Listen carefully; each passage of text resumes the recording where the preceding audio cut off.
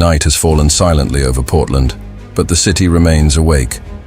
Protests fill the streets, hazed by tear gas and the roar of the crowd. Some are demanding freedom, others demanding order. And at this moment, the United States once again finds itself on the brink of a new political divide.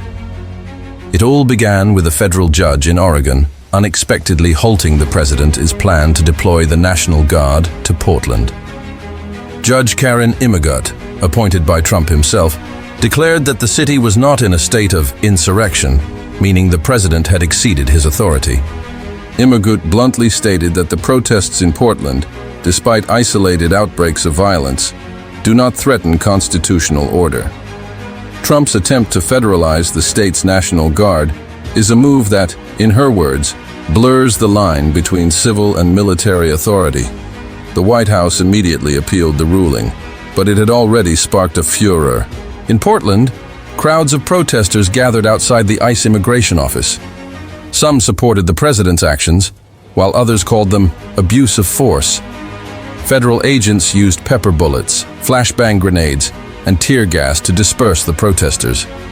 City police responded by denying any crimes, arrests, or shootings.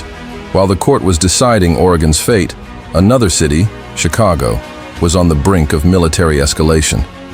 The White House confirmed that President Trump had authorized the deployment of 300 National Guard troops to the city. It was at that moment that Illinois Governor J.B. Pritzker issued a dramatic statement. "This morning, the Trump administration gave me an ultimatum. Call in your troops, or we will." He called the demand absolutely outrageous and un-American.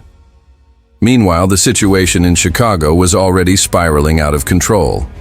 According to the DHS, a woman rammed a federal officer's car and was shot while firing defensive shots.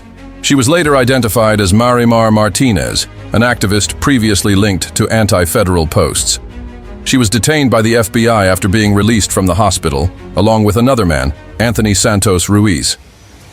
Local authorities say they learned of the incident from federal press releases published before they had time to receive their own reports. And herein lies the main tension of this whole story. While judges struggle to maintain a balance between the law and presidential authority, the streets are filled with smoke, fear, and slogans. And the country is once again divided in two. Between those who believe that order requires force and those who are convinced that force is a violation of order.